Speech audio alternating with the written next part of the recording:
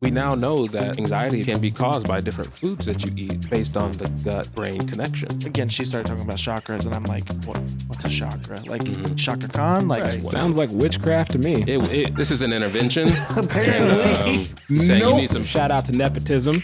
Which I also just want to say thank you for your service. Truly. Oh, yeah. Shout out to Chris. Oh, well, here's some pills. You might deal with this for the rest of your life. Did you have our dad's brain map too? Yeah. Learned a lot. You ready? Let's get it.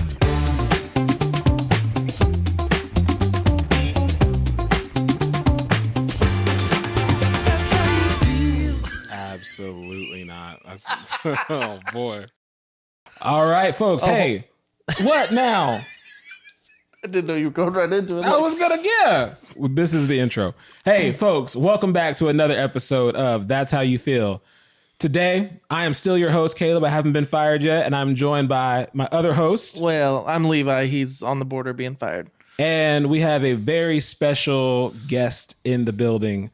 We have none other than my brother, shout out to nepotism, Chris Foreman. Hey, all right. Nepotism. Yeah, we're happy to have him here because we got some exciting topics that we'd like to talk about today. We're going to get into, I didn't think we were going to actually get into this topic so early. I'm glad we did. This is one of the topics that I've been looking forward to. Yeah, but we're only 3 episodes in. I mean, and already we're hitting this. I wasn't ready for it. We're just on that level. So, okay, before we even get to it. Actually, you have connections. Chris, welcome to the podcast. We're happy to have you here. Thank you. This is not even about him. I'm about to ignore you just for a whole second. So the first episode hasn't even come out yet. We shot it a couple days ago, and I kid you not, the next day I was walking around like at the grocery store, and I was thinking to myself, so this is fame now. Like, is this what fame You're ready to feels sign like? autographs already? Dude, I was walking around like, this is fame, bro. Like, I'm famous and these people don't even know it. Chris, has he always strived for to be famous? Yeah, I would say in the weirdest way possible. That makes sense. Yeah. That checks. Yeah. Yeah. So this is now he's settling into something that might actually work. We'll see. I didn't tell you another thing. So I was talking to my dad, and he asked me what the title of the podcast was. And I told him, I was like, hey, Dad, the title of the podcast is I Don't Like My Dad.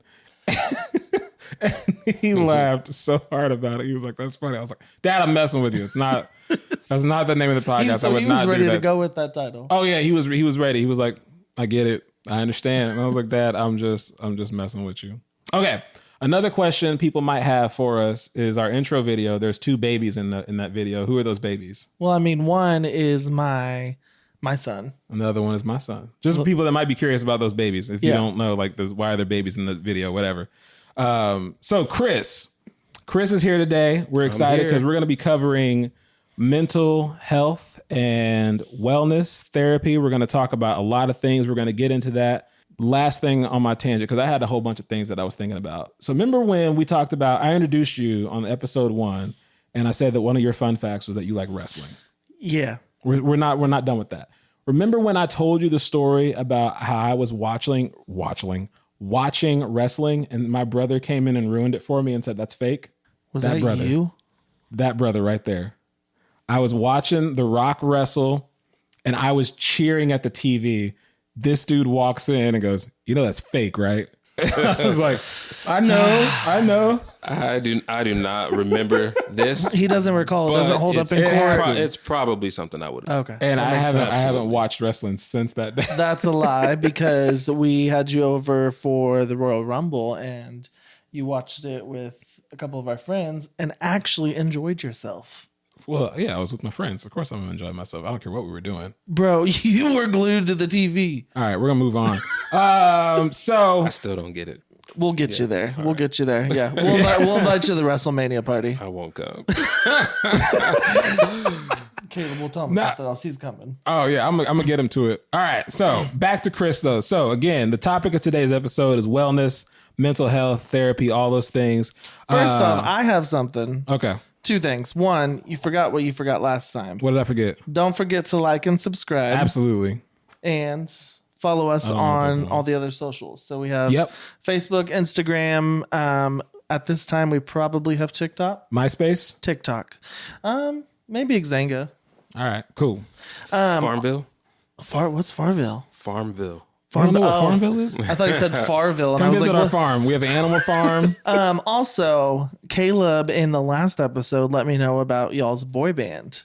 Oh, did he? In LA, that he moved out there, and I did not know this. So what was it like being in a boy band? Did you feel like you guys were...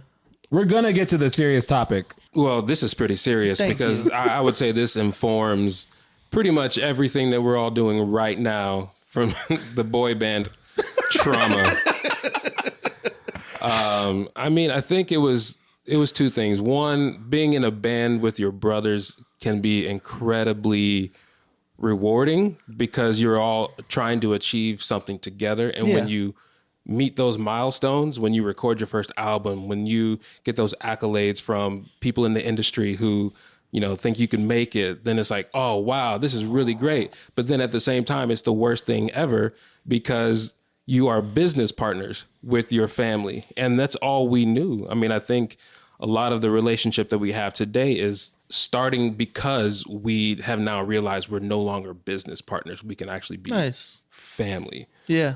But that's all we knew growing up. And it was fun at times, but it was also incredibly painful at times. I mean, siblings fight as it is. So I imagine having to be forced. Well, I don't know. Were you forced? Do you feel like you're forced? Absolutely. Okay. I mean, that's kind of how he felt. We were forced. We were forced. And I would say, like, look, I'm not in any way upset about being forced to do that because I think it gave us clear direction for life. I think it gave us so many wonderful tools and skills that we use today. But there was the obsessiveness about it that tends to kind of be like, man, would I have done this if I had full autonomy over it? And probably not. But again, I'm glad I stuck with it. How long? Like, what age were you guys when you guys stopped this? I was in high school. I was a sophomore in high school when it stopped. So that was like 15 or 16. I was a junior, so 16. And then what's the age difference? Because you have 4 brothers. There's 4 brothers. There's 3 other brothers other than me. Yeah. So Chris is the second oldest, and then David. He's the oldest by like 2 or 3 years. I don't know. 2 or 3 years. How much older is he than you? I don't know how old he's my brother is. 2.5 years older than me. Okay. I'm gonna go to the person that's reliable. There you go. And then Josh is how many years younger? He's a year younger than me. Okay. So Chris, I do need to get a copy of those videos. And you said you mentioned an album. There's an album? Yeah, we recorded an album. I need a copy of the album. Yeah, I don't know. I'm not going to give it to you. Here's the thing. Some things don't need to be on the internet. Everything ain't podcast material. I'm looking for some background music. I have prided myself on keeping that off the internet because the first thing people do is like YouTube, Google, what was the name of the band? And I'm like, thank God we had a website, remember? Mm-hmm. Oh. www.mp3.com/ I'm not saying the name of the group. Oh, wow. I still don't know the name of the group. We're not going to say it. It's not important. It's not important to the story. Wow. Why? Because if you say it, can we find you on the internet? Nope. No. Can't find it. Doesn't matter. All right. Well, after this is off the record, I want to know the name of the band. Yeah. No, you got to be family. Family. Hey, I like that. It's got to run deep. I'm going to work on that. I don't know how. Can we get to why Chris is here on the episode with us? We'll get there, yeah. So, Chris, what was it like growing up with Caleb? Oh, wow. It was frustrating for the most part. And the reason I say that is because there were things that Caleb specifically did that I got blamed for. So, I beg your pardon. The corporate punishment, right? If one person did something and maybe lied about it, then everybody's getting the punishment, and the punishment was pretty rough and harsh. So I had a lot of resentment towards all my brothers because I felt like, man, why am I getting whooped for something I didn't do? Yeah, right? I got and so that's where the frustration would come from. I didn't do nothing. I don't believe that because I was the baby out of my brothers, and I do know, I'm sorry, but I do know that I used that at points. And so I'm sorry that he did that to you. Out of my own personal experience. I'm telling you, I didn't do it. I maintain my innocence to this day. I didn't do nothing. We'll take a polygraph. Right. And so there you have it. Somebody, trying to get to the truth of the matter, what happened, who did it, who broke it, who's lying. And you have multiple people saying, I didn't do it. So everybody's getting it, right? Yeah, that's I really true. didn't do it, though. I mean, I feel like... That's how I feel.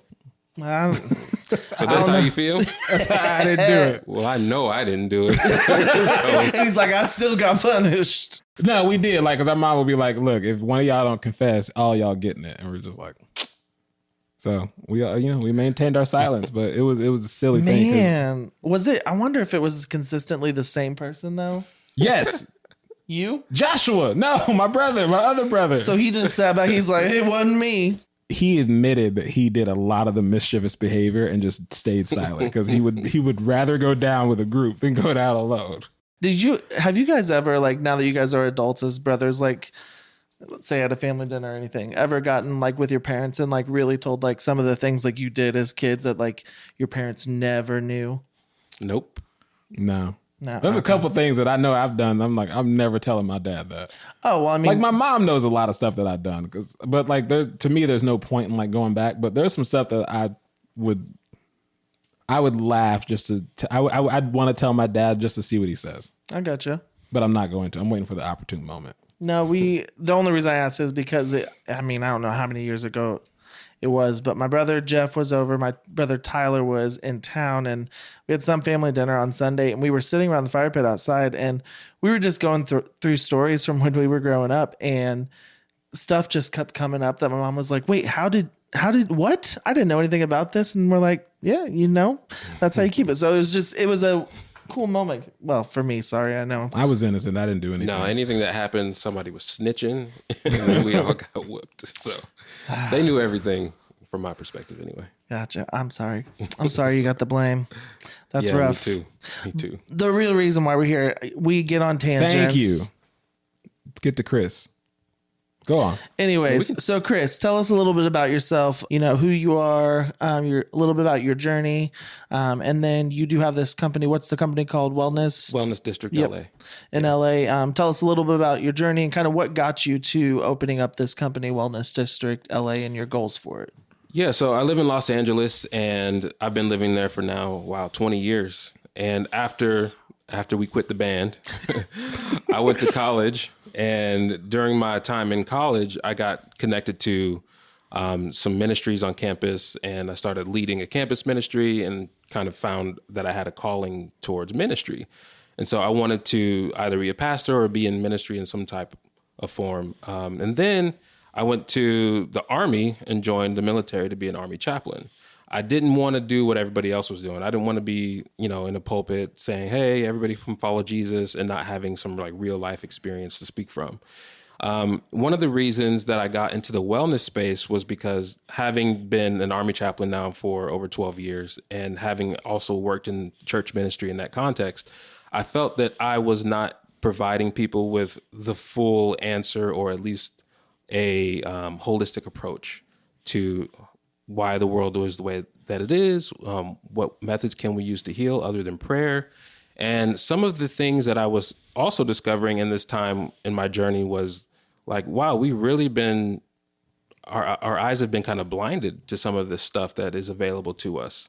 And whether that's intentional or not, I don't know. Right. But I went on a personal journey to find out, like, okay, what is the reason behind, what is the root cause of why somebody might be dealing with, maybe it's chronic pain or disease or, trauma of any kind. Like, what is the real reason other than just like sin, right? Yeah. Well, the world is sinful and, X, Y, and Z. Yeah.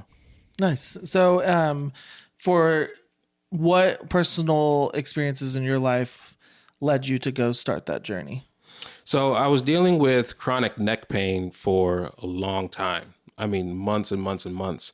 And by the time I finally got like good insurance, I was like, oh, I'm going to go see a good doctor, then they're going to like really like fix me up. And I know that some of the discussions Caleb has had, he's like, Dad, why didn't you ever take this to the doctor? Or so you can see. It makes me so mad. Oh my gosh, it makes me so mad. It's one of his pain points, right? It's like we want to be able to one day be able to afford health insurance, or just be able to walk into the doctor's office and like, yeah, I'm here, find out what's wrong with me, fix me up. And so when that day comes and then you're met with, oh, well, here's some pills. Oh, you might deal with this for the rest of your life. It became really, really, I would say, devastating to me, especially in that moment, because I felt there was no hope. And I felt like, wow, this is the best that we have to offer. Yeah. So there must be a better way. Yeah. I really, truly felt that I was part of a system. I was just a number, and that they weren't going to do anything extra to help me other than give me the medication. And also being in the military, knowing the path that leads, you know, with some buddies of mine who have an addiction or who have died by suicide using powerful medications, I was like, this can't be it. And there's got to be more. I'm not sure I want to go down this road. So I started looking into alternative healing. Yeah, which I think is awesome, which I also just want to say thank you for your service. Oh, thank you. Truly. Oh, yeah. It's okay.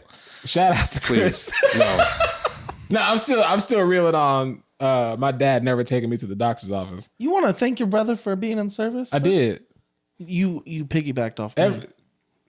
You good? Anyway, no, this is a funny story. So I asked really, my dad. truly, I would just want to say I respect that. And Thank you. I know it's a big step and a big journey. I have a brother that's in the military, and so obviously I've not been through the process, but I've heard a little bit. And so, thank you. I know words can never be enough, but thank you. And I just want to echo what he said. Yeah. Perfect. And you No, I'm still mad about why my dad never take me. I asked our dad, I was like, hey, how come? I was like, Dad, why don't I ever remember going to a doctor's office from 0 to 18? You know what he told him? He said, you was all right. I was like, okay. You were, weren't you? It doesn't matter. He took us to the doctor. I remember, I think one checkup when I was like very young. And you survived. Yeah. Did all right. Well, No, but lo and behold, I think my son got sick and my dad was like, you take him to the doctor's office? I was like, he'll be all right. Isn't it funny how the grandparent role switches? He was so quick? mad. He was like, you got to take him to the doctor, son. Take him. I was like, nah, he's good. What I like though that you said is because so not personally, I haven't gone to the doctor seeking like, you know, hey, this is really wrong. I mean, of course I've gone to the doctor for it, but like, this is really wrong with me. You know, like what can we do? You said you felt like there was a sense of loss of hope of like that you've seen from others and a little bit probably from your personal experience. And I think that does get lost in the healthcare system. Not to rag on them because I know that I work in the healthcare system. But I know that I have been through the journey where you get to that road and it's like, well, this may work, this may not work, but we don't really have an answer for you. And that doesn't give you that definite like, oh, I'm going to get some relief. I'm finally going to, it's going to be okay.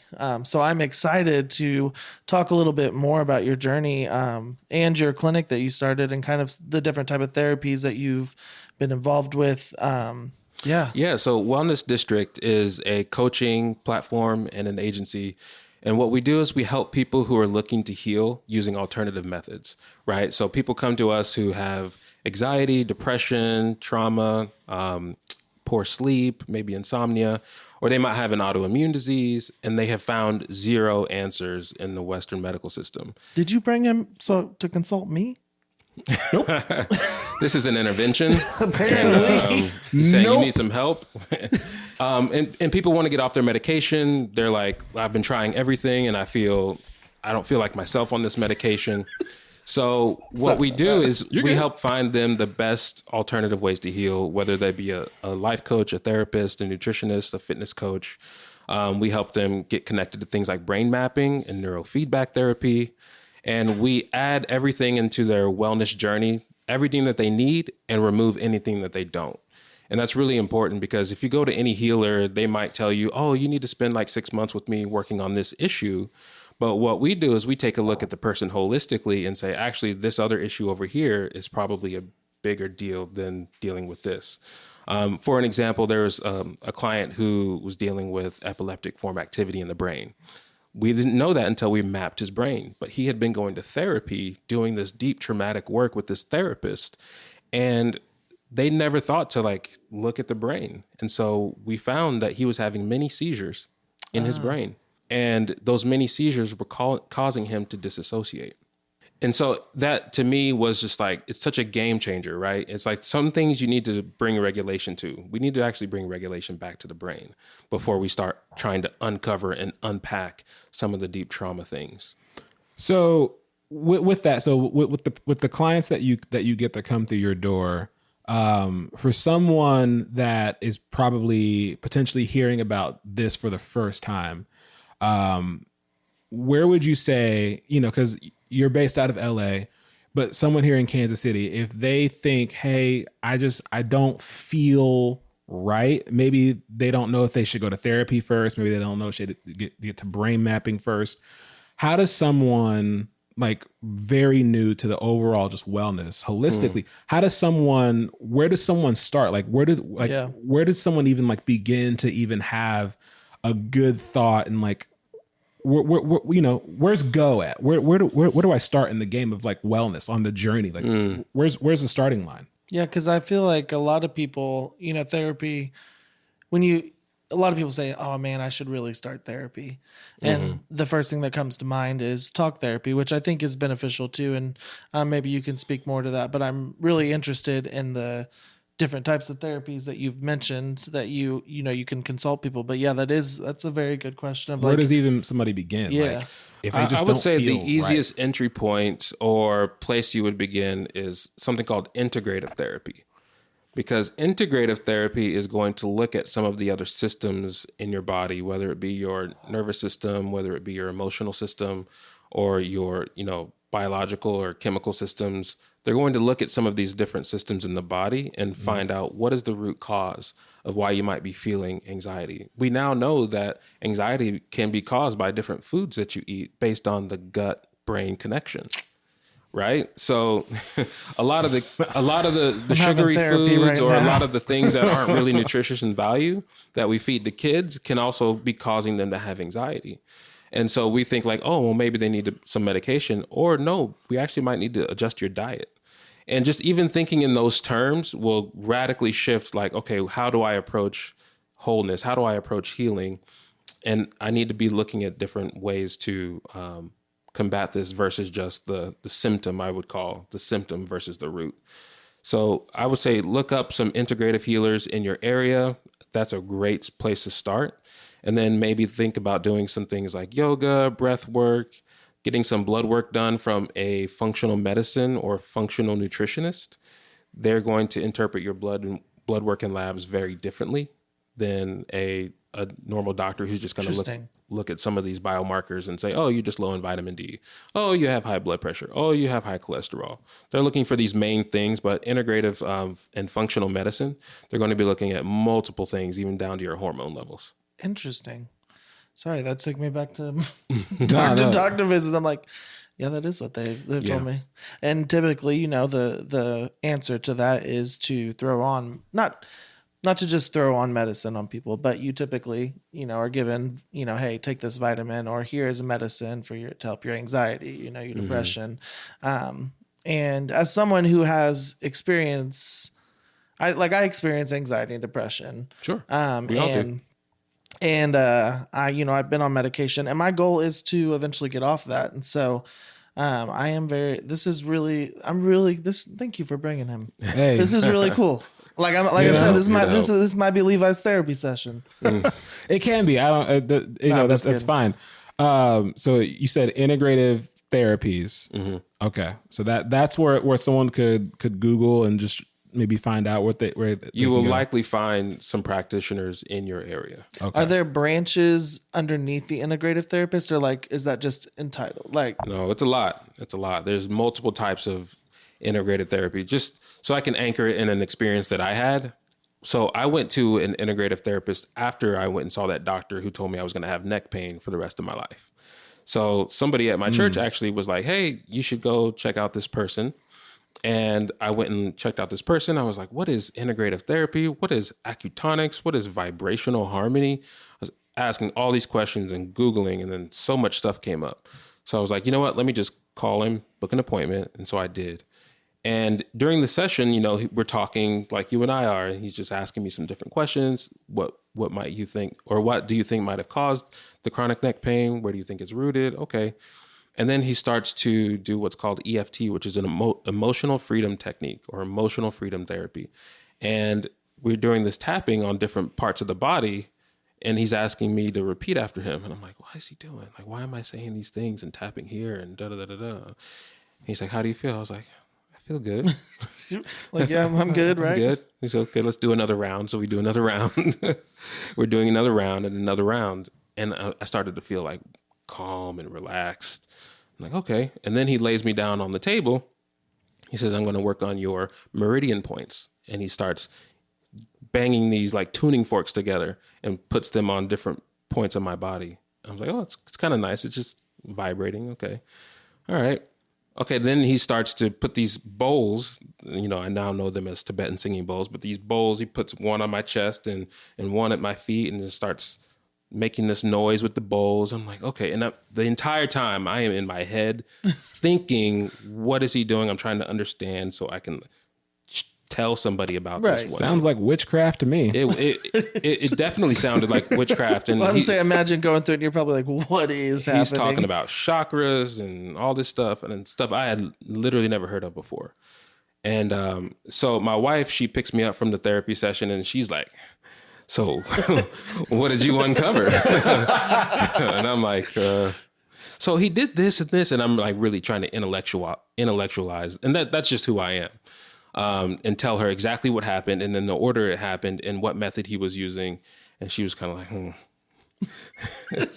So wasn't what she expected. No, well, she was like, okay, well then I need you to maybe listen to this song that I want to post on YouTube. Tell me what you think. So she's a musician. She's playing the song and I'm watching the video and I'm just like, and I start to kind of like well up a little bit. And then I start to tear up and then I'm like, I don't know if this is just the song. I like the song and maybe. and then Which probably made her feel really good in the moment. I'm just saying. Yeah, I'm sure she felt great. You know, it was one of my favorite songs. But then I start to cry and I'm like, and then I start to like wail and weep. And we're sitting in the Target parking lot and we're supposed to go in and go shopping. I was like, babe, can you just take me home? I don't know what's happening to me. And I just broke down and cried for 3 hours. Wow. 3 hours. And the whole time I'm up in my head going, what did he do or what's happening? But my body is releasing all of this tension and energy and emotion. Wow. And I was floored and like literally cried myself to sleep. So I just to kind of before that, were you much of a crier? No. Up to that point? You know what's funny? I hadn't cried for probably 10 years. Oh, wow. Before that. So there was certainly a lot of pent up emotion, pent up things that my body needed to release. But going back to the, you know, why we store up so much energy and why my body needed to release it was because of the trauma that I experienced. And I can point to probably more than one example, but I know for a fact at age 11, when our parents divorced, I was 11. I don't know how old you were. It was 10. 10. Okay. We just talked about how old we are.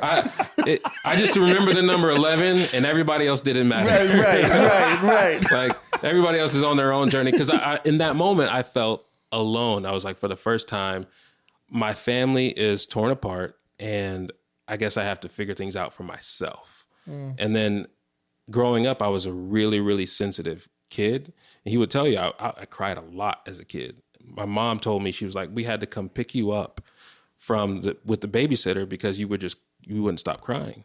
And so I remember at that time at age 11, when my parents told us like, hey, we're getting a divorce, I was like, all right, I'm not going to cry. And I didn't cry for 10 years. 10 years. And then I didn't cry.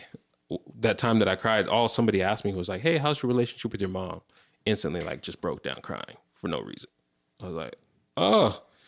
So I had this pattern of really stuffing emotions into some place. Like compartmentalizing it, not understanding that was actually causing other issues in my body. That's so interesting. I mean, and I've heard from different, whether it be TikTok or websites, I've heard, how the brain and those, pent up emotions and compartmentalizing, how that can lead into your body, but, you don't hear about it as much and you don't get to really, like integrative therapist, that what you said, right? Yeah. So, I mean, I've never heard of an integrative therapist before. So, I mean, this is really, It's really interesting, kind of eye opening. So I mean, take it with a grain of salt. He didn't say his neck pain is gone. So let's just see. Yeah, because you're the one causing it. It started flaring up as soon as I got off the plane. It's like, oh no, Caleb's coming. But that's where that saying comes from. Like, you're a pain in my neck. That can be a literal thing for someone who has experienced trauma at the hands of a family member. Like, yeah, you could be a pain in someone's neck. It's a trigger. So the first person you saw, what was his type of therapy? The sound healings that we said? Sound healing or acutonics. Okay. But he also would just call himself an integrative. Okay. Healer. What other type of therapies what other type of therapies have you witnessed, been a part of? Cranial sacral therapy. You ever heard of that one? What was it? Cranial sacral therapy? No. Basically, it's a specific type of gentle massage that allows your cerebral spinal fluid to be released from the back of your neck at the top of your spine, and they're moving that cerebral spinal fluid throughout the rest of your body because that can get clogged up. Myofascial release, same thing. There's like a network of tissue in your skin it's a really gentle massage technique. Then there's spinal energetics, and then there's hypnotherapy, and then the list goes on. So I mean, like the only holistic therapy I've ever been introduced to, or like, you know, had done, because I had a friend that was she was learning at the time, was Reiki. Yeah. And which, you know, when again she started talking about chakras, and I'm like, what's a chakra? Like Shaka Khan? Like, I mean, I didn't know what was happening. But it was a really cool, I mean, to be honest, it was a really cool experience. And how did you feel afterward? It's hard to remember because it was years ago, but I do remember like feeling calm. Definitely, I definitely felt like there was a release of something and kind of peaceful, which was interesting to me because I was Reiki, and you may be able to explain it better than me. Yeah, Reiki is like a form of energetic healing. I would say that it feels like a warm, energetic hug that somebody's holding space for you and just pure love. And I think that's the best way that I could. Yeah, because they don't actually touch you. They don't touch you. It's like they hold their hands over or something. Which I know you're probably saying. Sounds like witchcraft to me, buddy. Do you know? Our dad had a Reiki session. What? So I have often asked my family to participate. Have you got him on this yet? So yeah, my dad actually, I had him do a Reiki session. Goodness gracious. He loved it. No, he didn't. I think it lowered his blood pressure for sure. You think so? At the time. I mean, I believe it. Hey, look, everything he's explaining to me is all new to me, and it's wild to hear these stories from my brother, like to know that he hasn't cried in 10 years. Like, I'm like, goodness gracious. But also, I'm kind of the same way. Like, I don't remember the last time I cried. Yeah. I couldn't tell you. Well, no, and like you said, like you grew up a sensitive kid. Yeah. I was a very sensitive kid growing up as well. And for years, you know, I'd cry at a movie. I'm not gonna lie about it. I'd cry, you know, but you know, as life goes on and, you know, things hit you from left and right, you know, you go through losses and you do compartmentalize those. Cause I'll be honest, I've compartmentalized pretty much everything in my life. The only type of therapy I've ever tried was, well, I told you I did that Reiki, but it was really just a friend was needing to practice. Yeah. But also, I mean, I did BetterHelp for a couple of months, and then I quit that because, you know, oftentimes and it's not that the therapist was a bad fit. It just, I don't know. I just wasn't meshing with it as well at the time. And so I think a lot of times you do compartmentalize and you just go. And so for me, like, I just dive into work, you know, and that keeps my mind going, my work, my family, and that keeps my life going. But I know that I have to work through these things. And I feel like I'm stuck sometimes. And then, you know, you go back to, well, I mean, I did try therapy, but I feel like a lot of times when people try therapy and they don't find the right therapist, or maybe they just weren't open to it at the time, you know, because sometimes you have to be open and accepting to and willing and to be vulnerable. They tend to use that.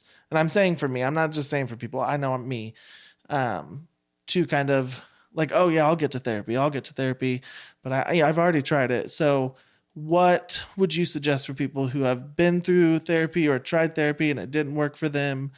And again, like you said, there's different type of therapies. So you said integrative healing, all this kind of stuff. But yeah, how would you get over them having the fear of, not fear or the holdback, the resistance? What's the right word? I think that there's a negative stigma around everything that you're talking about. I think that there can be a negative stigma about it, and there is hesitancy just because you don't.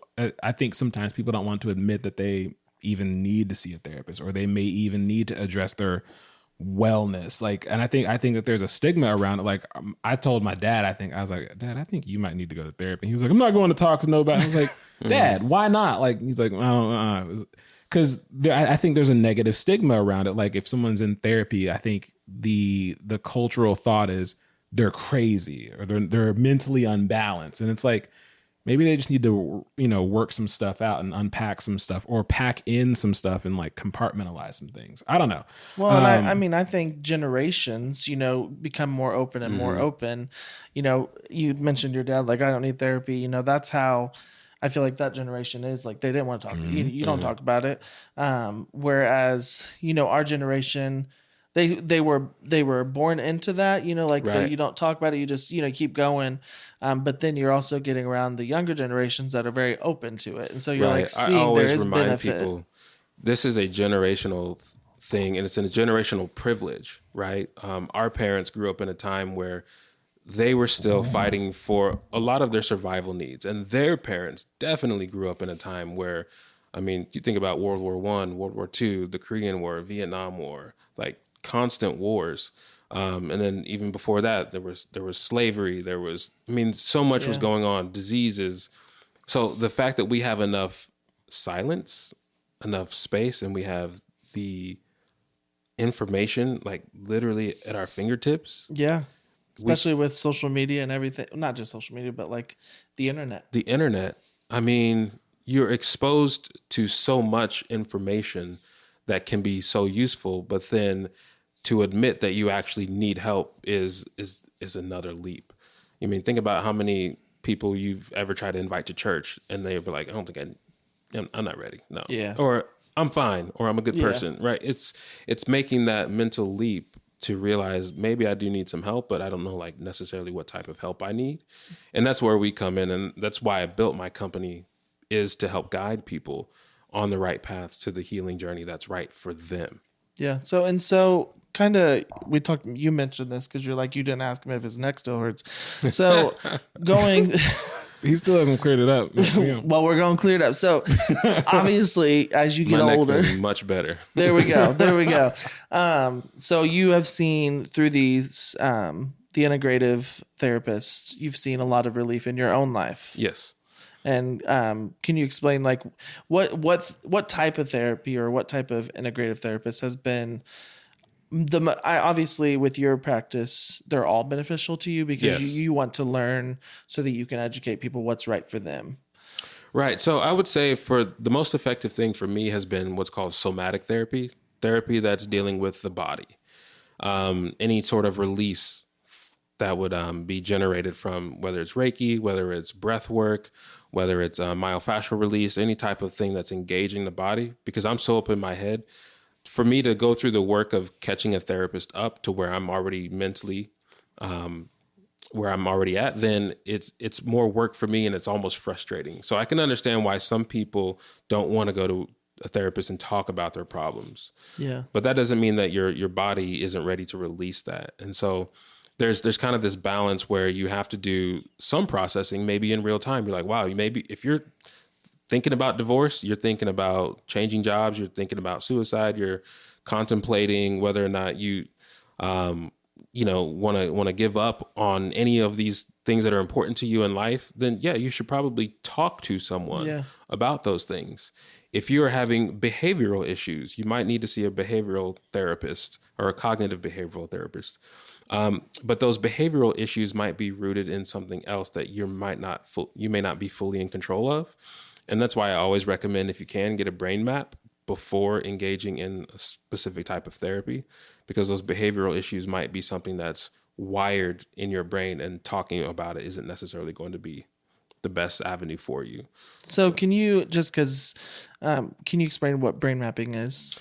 So So if I can, Sorry, I know that's probably it's a big topic. The best way that I can explain it is if you have a 21 room mansion, right? And that's your brain. And somebody came along and mapped out every single piece of furniture, every single light bulb, every single pipe, every single piece of wiring in that house and told you exactly how that house was operating just based on the blueprint. So a brain mapping is a 20-minute recording of your brain wave activity. And through reading those brain waves, they're going to be able to see things like anxiety, depression. They're going to be able to see things like trauma, PTSD, things that are overfiring together or neurons that are underfiring. And speaking of which, with this compartmentalization thing, my brain is actually so compartmentalized that it was drawing power from the frontal lobe of my brain and diverting too much power to the back right part of my brain. Interesting. Which was causing my overall performance to be lower than it should be, especially at somebody my age. Yeah. So it was like finding out, you know what? The lights are not off in that part of the house, but they're really dim. Why are they so dim? Maybe we need to check the circuit breaker to see why electricity isn't flowing to that part of the house. Yeah. Kind of like how you would do maintenance on your house, doing maintenance on your brain. Exactly. That's okay. Interesting. I've hadn't heard of brain. I mean, maybe I've probably heard of brain mapping before. I haven't. But I mean, did you have our dad's brain map too? Yeah. Learned a lot. learned a lot. He's like, it makes sense now. It does. And that's the cool thing about some of these things. It's like, it's not scary unless you're really scared of what's on the other side, but the answers are on the other side. And I think when you find answers, you can find peace because you're not wondering and guessing like, what's wrong with me? What's wrong with me? What's wrong with me? Or why don't I feel normal? Why don't I feel normal? Why don't I feel normal? And the more you keep asking those questions and not getting the answers, the more frustrating that becomes. And you just go into this cycle. Right. Yeah. So once we mapped my dad's brain, interestingly, they said his brain was like a Ferrari. Did you know your dad was? The fact his processing speed is higher than the speed of most people, but it would make sense, right? He can quote you scripture. He can tell you things that nobody else on the planet could be able to tell you just because that's how his brain works. But then there's some trauma that is causing his brain not to be able to make certain connections emotionally. And so therefore we get the experience that we have with him. And now knowing that, a lot of the things that we experienced with him growing up make a lot of sense. I'm like, oh, okay. But that gives me peace. I think that gives him peace. But then we started working on some of those networks and unbreaking some of those networks in his brain. And then I would pick him up and he'd be like, he would start to make these connections. Like, my mom never told me she loved me. And then we'd just start crying. And it was just like, my dad never told me. I'm playing. He definitely told you. You about to get fired. You about to get fired on episode 3. Episode 3, Caleb got terminated. Julia, we think we good on time? What time are we at? Yeah, we're at probably close to 40. All right. Okay. Well, let's break here. So we're gonna do. Chris is here. We're gonna do a part 2 to this episode. So this is part 1. Welcome to that intro. Obviously. But I definitely want to dive in more to you because this is this is really cool and really interesting. Just for me, I'm learning a lot. One question I want to ask before we jump into our weekly segment, which what's it called, Caleb? I don't remember. Anyways, so obviously we know we live in a world that's not based on money, but you have to have money and stuff. So, is there any type of insurance that covers any of this stuff, or is it? Because I know that's going to be a fear. That's a fear of people too. Well, I don't have the money for it, or I don't, which I think you should really look like if it's going to benefit me in the long run, like maybe this is something worth, putting money into like a new car, or something like that. But does insurance help in any of that, or is it all? So in the holistic and integrative health space, it is difficult to have insurance pay for some of these modalities. They are moving the needle towards getting insurance to cover a lot of these treatments. I know acupuncture is one of those things that insurance might now cover, but you have to check with your insurance and check with the specific practice. Okay. So a lot of practices don't take insurance, but a lot of practices do, depending on how they're categorized.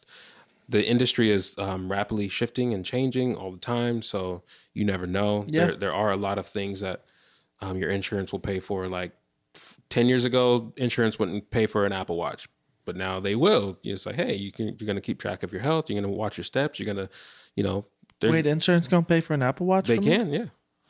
Honestly, I think they do. And it makes me mad. I have one, but I feel like I need an upgrade now. Yo, I need to get one. Let me get that Apple Watch Ultra. Right. Well, no, great information. It's just that was something that popped in my mind just because I know That's a great question. I've heard that before. But this is time for our weekly segment. You'll learn it one day. It's literally the title of the show. Oh, that's yeah. It's called That's How You Feel. So, Chris, what we do. I still forgot I forgot. As you said, what's the title of the show? I was like, oh, it's Rants and Praises again. I was like, oh, and then you said that's how you feel. Never mind. Anyways. Sorry. So we do this thing where it's kind of like our rant or praises. So we can, something that either grinds our gears or frustrates us and not. Or you can show gratitude to something that's like, you know what? That was a good thing. Yeah.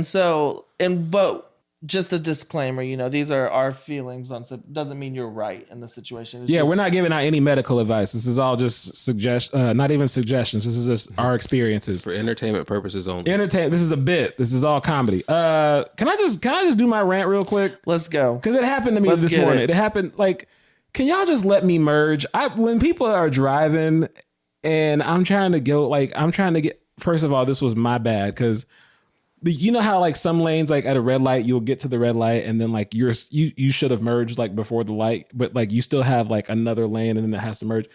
There are people that won't they'll match my speed to make sure I don't get to. Yes. Can you just I'm not out here slow poking it in the merge lane. I'm up to speed. And when it's by the time, at that point, you feel like they're just targeting you.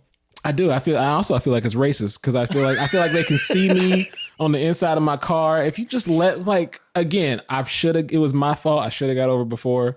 But bro, just let me merge real quick. I'm just trying to go. Well, since we're talking about traffic, it makes me so mad. I do get frustrated at that too, especially when you're say you're on a highway, 3-lane highway, and you're in whatever. You can't get over on this side, you can't get over this side, and it seems like neither of them are wanting to move. Which you live in California, so I'm sure you have frustrations with traffic. I have a great time driving in California. I will say that experience is not common. I'm an outlier. So because in California, here's the thing, in LA, there's traffic, but most people are doing 80 and up.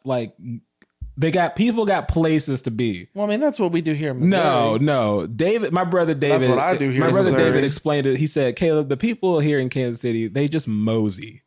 It's that's such an accurate description. I see. I They're disagree. just moseying along on their freeway. Oh my gosh. Not to cause divide between states. I feel like people in Kansas mosey. Because I will tell you, you're from Missouri. Kansas drivers suck, right? Everybody no offense. sucks. I'm sorry. Everybody sucks. Anyways, my main thing is people driving slow in the fast lane. Yeah. Ticks me off. I cannot stand it. That's all I got to say. So I mean, I feel like it speaks. Why are you so angry about? Because I got. He hasn't been brain mapped, Chris. Yeah, I haven't been brain mapped, but I got places to be. And if you know you're going under the speed limit or just at the speed limit, the fast lane is not your place. Bro, we got ticket money in the fast lane. Move over. Yes. The fast lane of people that got ticket money. No, but I'm also kind of a hypocrite because the on ramp. If I'm already on the freeway and I'm in the right lane and I see somebody coming in and they're doing 35, I'm like, what are you doing over here? And then they get in and I'm like, oh my. So actually, you were talking about merging. This is a dumb story. May look bad on me. Well, we gotta go, folks. Thanks for tuning in. Shut up. So just last week, I was coming off of a junction, and a semi truck just came speeding up and was I didn't even see the semi truck, and so I was like, okay, I got to slow down because this truck is coming up. So I'm slowing down, and then he starts honking at me, being angry, and so yes, I honked back at him. Anyways, so I slow down. He gets over. Then I get over, and this idiot, sorry, This No, that's how you feel, man. This is how I feel. That's how you this feel. idiot literally Express it. in a semi truck stops on the junction to get on the highway and pulls over onto it was 291 in the middle of this lane and stops the rest of the traffic just to prove what point to me. Like literally none of like what are you doing here? So he was an idiot. That's how I feel. That's how you feel. That's how I feel. Chris, you got anything you want to rant man. about real quick, or you want to show some gratitude to somebody? We're real negative over It here ain't right gonna now. be you. That's fine. Gratitude. I mean, I think there is something to be said about your predisposition and your what they call vibes. So you change your vibration, you change your experience. Chris that is also true. drives a Tesla, so I mean, I drive a Tesla, and What model? It's Model 3. No, you think you're better than us over here? Literally, I don't know. I thought he was gonna say S or X, No, and that's all I know it's the about lowest, Tesla. it's the cheapest model. Speaking of driving and traffic, I'm thankful that I have not been in any major accidents. Yeah. I was in a major accident a couple of years ago. That's how I got the Tesla, because my other car was totaled. But nothing happened to me. But the two cars behind me, surgery, hospital, like Yeah. we got hit by a semi truck. So, Oh wow. so I am grateful for the ability to drive, and that I have, for the most part, been kept safe driving around all of the chaos that I actually see all the time. Yeah. When I say I have great driving experiences, I do, but that doesn't mean like the car that's on fire right Yeah. there isn't having, they're having a bad They're day. very bad day. Yes. This motorcycle I just saw crash, they're having a bad day. Like, Yeah. I mean, it's bad out there in LA, but yeah, so I'm grateful for her. Anyway, all right. Hey, folks, thanks for tuning in to another great episode of That's How You Feel. We will see you next week with a fresh new episode, part 2, mental health and therapy. That's how we feel. You forgot it. I didn't forget nothing. Leave that in too. I want you to leave so much more like raw on the tape just because it's great.